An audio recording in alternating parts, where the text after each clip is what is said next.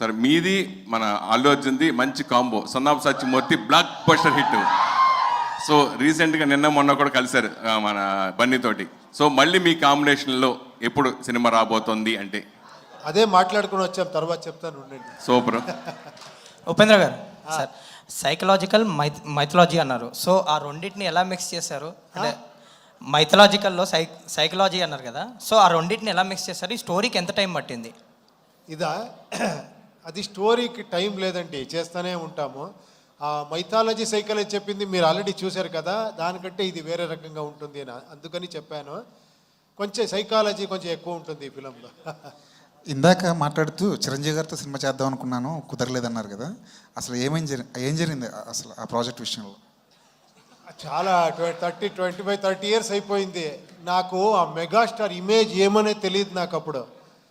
తర్వాత అర్థమైంది, ఒక్క మెగాస్టార్ అలాంటి పొజిషన్కి వెళ్ళాలంటే ఎంత ఇది ఉంటుంది అని.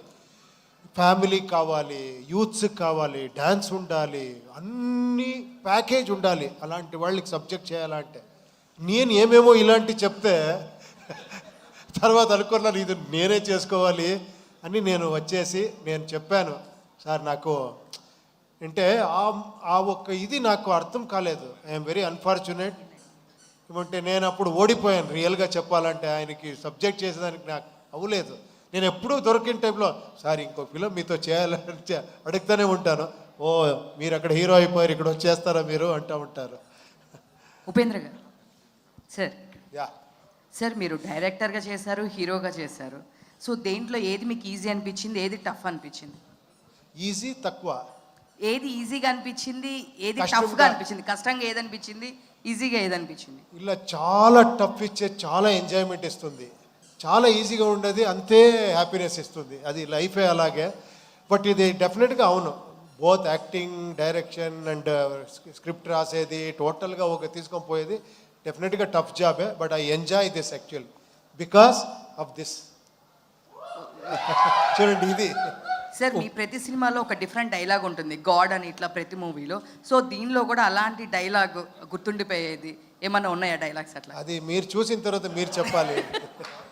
ఉపేంద్ర సార్, సార్ ఇందాక మీరు మాట్లాడుతా 25 ఇయర్స్ తర్వాత కూడా నా సినిమాలో డైలాగులు, సీన్లు గుర్తుపెట్టుకుని చెప్తున్నారు అని అన్నారు.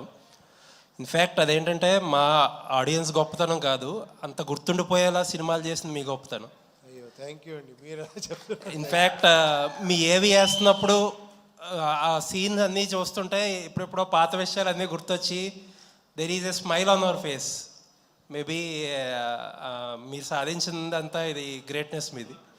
థ్యాంక్ యూ అండి, థ్యాంక్ యూ. సార్ ట్రైలర్ చూస్తే ఏమనిపించిందంటే